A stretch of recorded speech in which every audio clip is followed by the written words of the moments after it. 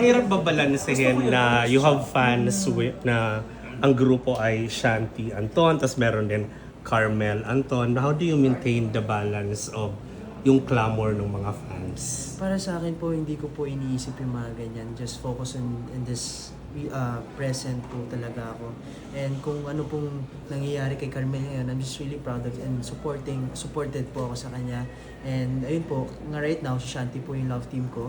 And yun lang po yung iniisip ko na mapaganda yung show at mapaganda po yung chemistry namin sa mga tao and sa show rin po as well. So may effort ba na hindi muna kayo magkita ni Carmel para mas maano yung Shanty Anton love team? Ganun ba? Para sa akin, hindi ko po masyadong iniisip yan kung mabigyan po kami ng opportunity na mag-do it in the future. Kasi yun po talaga yung ranko niya sa singing. And yung ranko ko naman sa acting. Pero mabigyan po kami ng opportunity to act and sing. Why not? And, Pero nag-singer-singer ka din nung yes. ano niya, Oo, tinatry concert ko. niya. Tinatry ko kasi nakakalimutan ko yung mga lyrics. And nahihirapan rin po ako kasi maduet siya kasi he's a singer. Grabe po talaga, very talented person po siya na nakilala ko. And ayun po, in the future, sana magkaroon kami. Pero kung sa ron ko, Brom Anton, okay naman po kayo ni Carmen. Yeah, why not? Why not? Basta, kung saan siya komportable, dun ako. Don, kamusta kayo na mga co-PB housemates nyo paglabas po ng bahay ni Kuya? Si Kuya. Si Kuya. Oo, ano yung ano Kuya. Kamusta kayo ngayon? Nag-banding ba kayo? Ay, wala na po akong balita sa kanila pero Oo nga, nagkakasya parang ikaw yung nawawala Oo, sa mga hindi ka videos nila. Sumasama ka siya. taping rin eh. Very busy rin sa Kamao. Nag-gym palagi si Anton. Busy rin sa Kamao pero if may time po ako, pupuntahan ko po talaga sila. And minsan nagba-basketball po kami ni Fred, ni Inigo. Kaya ayun po. Very Paano secret. binago ng PBB ang buhay mo? Hala, Kuya. Very big brother. Kuya, grabe. Ang dami nagbago. Ay, madami nagbago talaga sa yung pagkalabas ko ng PBB kasi ang daming opportunity na nagkaroon sa akin, mga brands, mga show. Kaya I'm just really grateful syempre kay Lord na binigyan po ako ng gantong talent at binigyan po ako ng gantong na talento. And ayun po. How will you describe your journey? Kasi di ba, isa ka sa mga nabigyan ng second chance dun sa loob ng bahay, sa wildcard. Opo. Syempre po natutuwa po ako sa mga tao na marami nagmamahal sa akin and maraming sumusuporta. And para sa akin, hindi ko po akalain na binigyan po ako ng second chance ng mga tao kasi sabi ko, worth it ba ako mabigyan ng ganito? Pero sabi ni Lord sa akin na huwag kang mag-alala, meron time and meron ka pang opportunity na hindi para sa ito. Kaya ayun po. Ano yung mga nami-miss mo sa loob ng bahay ni Kuya? Nami-miss ko. Siyempre yung bonding namin ng mga PBB housemate.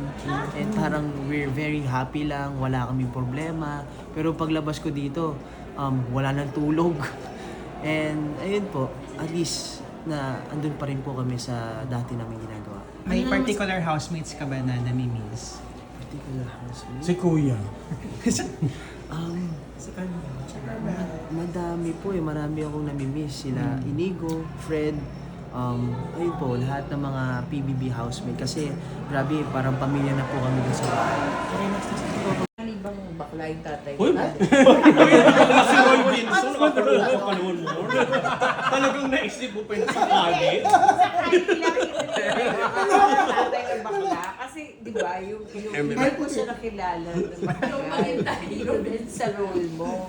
Ang role mo, kailan mo lang siya nakilala. May confrontation scene ba na sasabihin mo sa kanya? Kasi hindi ko pa napanood yung part na tinanong ko siya. Si Makmak po kasi wala po siyang... Wala siyang confrontation wala scene siyang Yan yung confrontation inaantay ko, di ba? Pero sana po magkaroon, pero wala rin po akong pakialam kung LGBTQ si Papa. Basta I'm just really happy and grateful po na kasama ko siya ngayon. So, sa show. Kaya yun po. Anton, speaking of LGBTQ, what's your reaction na meron ka ng captured market ngayon because of no viral photos mo? Specifically kay Chan. Yung Specifically kay Chan. yung mga topless po. Parang ang dami ng LGBTQ na Oo, nagkaroon ka na fans. ng fans. Again, specifically siya. So ano? Ano reaction mo doon? Siyempre, Being, you know, siyempre po natutuwa kasi ilan days pa lang po ako nagtitraining and pinoporsige ko po talaga yung character as bilang Makmak. And I'm just really happy rin po na ang daming natutuwa sa transition ko kasi sa PBB pa lang I'm super chubby. Malaki po akong tao and ang dami kong kinakain, pero dito po mini-maintain ko po talaga na yung physique ko and bawat laban dapat maganda yung pinapakita ko sa mga tao. And kasi minsan po kasi kung mataba ka sa boxing, hindi realistic. Dapat talaga very well yung look mo sa mga tao. So, Since now, Anton, na ready na yung, sabi mo nga, yung body mo is mini-maintain mo, naisip mo rin ba or open ka for like mag-model sa mga bench fashion show or sa mga Century, Superbad, mga talaga ganon? may brown. Sorry. yung mga ganon, since ano mo naman, parang ready.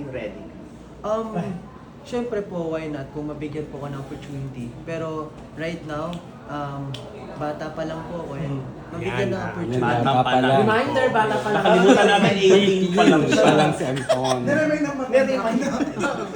Pero in the future, why not? Iti-take kong opportunity na yun.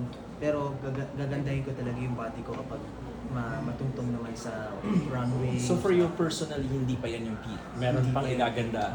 Abangan mo yan, Chan. How about Anton sa boxing? Kasi nagbaboxing ka niya. If bibigyan ka ng chance, papasukin mo rin ba siya? Right now, may balak nga po talaga akong pumasok sa amateur boxing because of Brazil. Pero right now, focus muna ako sa character as bilang Makmak. And yun po.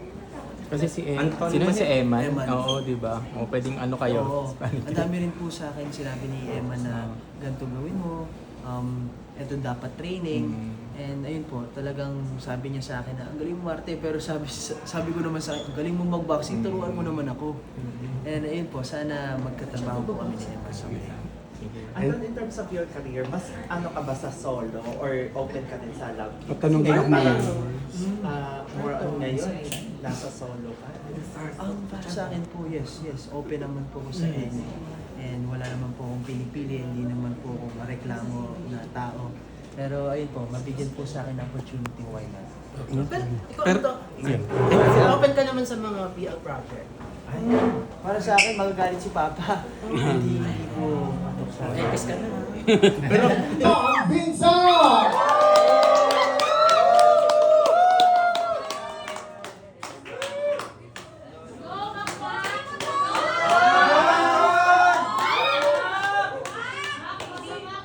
Yes, hindi mo ipa-review. Thank you, Amba.